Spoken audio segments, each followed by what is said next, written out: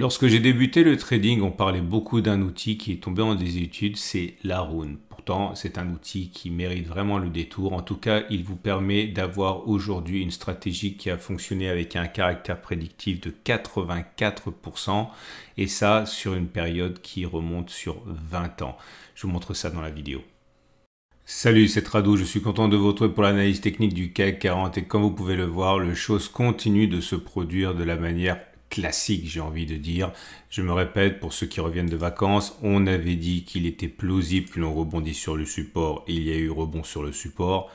C'est classique. On avait dit qu'il était plausible que on aille chercher cette zone des 71,50, 70,50 après un rebond technique parce que on avait testé plein de stratégies. Je ne vais pas revenir là-dessus, mais en tout cas, il semble que la possibilité soit ouverte pour cela et on avait expliqué que le rebond devait s'arrêter normalement sur un niveau de Fibonacci. Pourquoi pas parler des 50% de Fibonacci? Bon, on est monté plus haut que ce qui se passe de manière classique, hein. On est venu casser la barrière des 61,8%, mais là, une faiblesse en fin de semaine laisse augurer, alors, rien de sûr, hein, ce ne sont que des statistiques, et bien un test à nouveau de la même zone de support et en cas de cassure, on l'a dit, un retour éventuel sur 71,50, 110,50 en trading. Tout n'est que question que de probabilité, de statistiques, jamais aucune certitude. En tout cas, la bougie n'est pas belle, on termine dans le tiers baissier, ça veut dire dans le tiers qui montre que ce sont les vendeurs qui ont pris la main. Les bougies Aiki-Nashi, on avait expliqué, là aussi c'est quelque chose de classique, mais encore une fois, quand on débute, on peut se laisser bluffer par la clairvoyance d'une analyse, mais en fait, il ne s'agit que de statistiques, et ce ne sont que des choses que j'ai testées avec vous, dont je parle, hein. Donc, à partir de là, on savait qu'après une première bougie Aiki-Nashi verte, il était plausible qu'on ait encore une hausse, ça a été fait. Par contre, regardez, c'est une autre histoire sur cette bougie-ci, avec alors, c'est pas un parfait doji parce qu'il y a un petit corps, ça vous aura pas échappé, mais ce n'est vraiment plus vraiment haussier à présent, et ce qui laisse augurer encore une fois, je me répète, un accès de faiblesse pour la semaine prochaine. On a également d'autres éléments, mais pour commencer, la moyenne mobile à cette période, on avait vu qu'elle commençait à devenir haussière. Maintenant, elle l'est toujours, puisqu'en dessus de la M7 qui montre, donc la tendance immédiate est toujours haussière, mais elle est travaillée, cette M7. C'est pas le cas de la moyenne mobile à 20 périodes, qui n'est plus haussière du tout, elle est plate, on est à son contact, donc la tendance générale est neutre, de même que la tendance de fond, puisque la M50 est plate. Seule la moyenne mobile à 200 jours et ascendante, signe d'une tendance de long terme haussière. Maintenant, ce qui est intéressant à mon avis, c'est d'avoir un coup d'avance par rapport à ce qui pourrait se passer. Je ne vais pas revenir sur les tests que j'ai déjà évoqués précédemment et qui laissent encore une fois penser que la baisse ne soit pas terminée.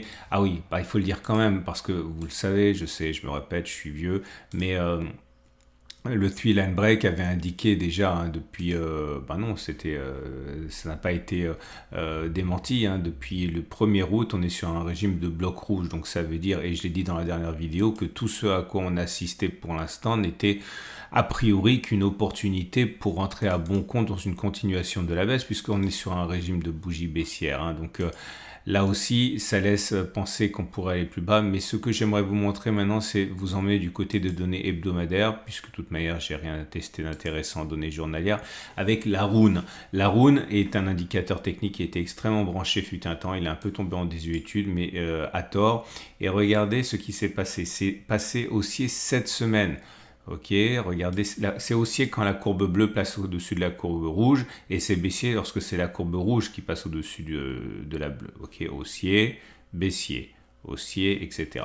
Et là donc c'est haussier. On va donc, j'ai donc fait pour vous un test consistant à regarder si on pouvait parier à la hausse lorsqu'on avait un signal qui était haussier. Donc clairement, on va procéder ainsi. Regardez le signal, il a été donné, le précédent signal haussier a été donné ici, sur cette bougie ici. Ok, on prend le plus bas du cycle baissier de la Rune. Le cycle baissier de la Rune, je vous ai dit, c'est quand le rouge passe au-dessus du bleu. Ok, et le rouge est passé au-dessus du bleu sur cette zone-là, là, ici. Ok, et vous prenez le plus bas qui est arrivé sur cette zone-là, bah, c'est ici en fait, hein. Donc vous mettez un stop de protection en dessous des plus bas, qui est actuellement ici à 14,65. Non, pardon, je me trompe. Non, c'est ça, 14,65, c'est le plus bas. Et est-ce qu'on a fait au moins une clôture au-dessus avant d'aller faire moins 14,65? Oui, on en a fait au moins une. Est-ce qu'on a fait au moins la même distance mais vers le nord, donc plus 14,65? Et il faut vraiment prendre ses lunettes, mais on a fait 14,90 au mieux. Donc oui, c'est pour ça qu'il y a 2 pouces verts. On a fait une clôture au-dessus et on a fait la distance au stop de protection du trade au-dessus. Là, vous avez 2 pouces rouges parce que c'est la Bérésina. Le signal a été donné sur cette bougie-ci. Le stop de protection aurait été mis en dessous des plus bas du cycle baissier de la Rune. Le cycle baissier de la Rune, c'est la rouge au-dessus du bleu, hein, donc le plus bas était là. Moins 10,92. Et vous voyez, on n'a même pas fait une clôture au-dessus du signal. On est directement allé déclencher le stop de protection, donc on a 2 pouces rouges. Dans l'exemple suivant, vous voyez qu'on a un pouce vert et un pouce rouge parce que le signal a été donné ici, sur cette bougie-ci, là. Et le plus bas a été fait sur le cycle baissier de la Rune, là à moins 6,96. On n'a pas déclenché ici, on est remonté jusqu'à 6,81, mais on a loupé 6,96 avant de venir déclencher le stop de protection. Donc vous avez un pouce vert et un pouce rouge. Je vous montre un autre exemple qui a bien fonctionné, même si c'est assez évident ici. Vous prenez le signal qui a été donné sur cette bougie-ci. Vous prenez le stop de protection qui est le plus bas du cycle baissier de la Rune, c'est là, 16,13. Est-ce qu'on a clôturé au-dessus avant? Oui. Est-ce qu'on a fait au moins 16,13 ou on a même fait 37? Ok, donc voilà. C'est un peu plus compliqué que d'habitude, mais ça reste quand même assez simple. Je fais défiler pour vous les différentes occurrences et je suis monté jusqu'à alors je continue jusqu'à 2003, ok, 2003, donc ça fait 38 occurrences, on est monté jusqu'en 2003, donc ça fait 20 ans. Et voilà la conclusion. Suite à ce signal haussier qui a été donné aujourd'hui, si on met un stop de protection sous les plus bas du cycle baissier de la Rune qui est ici, ok, ah non je me trompe, c'est ici, attention, hein, vous voyez c'est pas ici parce que là la bleue était encore au-dessus du rouge, donc c'est à partir de là que il faut comptabiliser, donc moins 3,51. Est-ce qu'on a une chance de faire quelque chose, une clôture positive avant de faire moins 3,51? Réponse oui, ça s'est produit comme ça dans 32% des cas, dans 32 cas et ça a échoué dans 6 cas, autrement dit 84% de succès, 16% d'échec. Et peut-on envisager de faire plus 3,51 avant de faire moins 3,51? La réponse est toujours oui avec 23 succès, 15 échecs, autrement dit 61%. Ça veut dire quoi? Ça veut dire que en dépit de ce que j'ai dit préalablement par rapport à la baisse qui pourrait survenir dans les données journalières, normalement, c'est-à-dire statistiquement, ça ne devrait pas aller très très bas. On pourrait envisager d'avoir clairement quelque chose comme ça. Et en tout cas, on voit que si on va chercher la zone des 7050, 7150 que j'ai mentionné, là, ça correspondrait à 7052. Il ne faudrait pas descendre dessous de 7052 par contre, hein. Donc ça militerait dans le sens où le support tiendrait finalement. Il serait sollicité, mais il tiendrait. J'insiste, si vous êtes débutant, tout ceci n'est que statistique. Donc clairement, on pourrait descendre. Il ne faudrait pas aller jusqu'à 7052, qui est ici, tout en bas. Ok, et on pourrait envisager derrière de rebondir. Ok, ça pourrait vous aider pour votre scénario. Voilà, donc il reste maintenant à voir les trades du jour. L'Ishimoku, il n'y a rien de neuf, hein. Je ne vais pas vous faire perdre votre temps. Votre rendez-vous avec IG. IG, bien plus que du trading. Une équipe d'experts à vos côtés. À partir de là, eh bien, si vous êtes haussier, je peux vous encourager, si vous le désirez, à adopter le trade qu'on a vu, donc attendre que ça baisse, acheter et puis parier sur un retour de la hausse. Si vous êtes beaucoup plus optimiste que ça, achetez tout de suite et mettez un stop de protection sous les plus bas actuels, là, ceux qui ont été faits sur la zone des 73, 70, 72, 50. Si vous êtes baissier, forcément, c'est pas le même point d'entrée que sur la bougie précédente.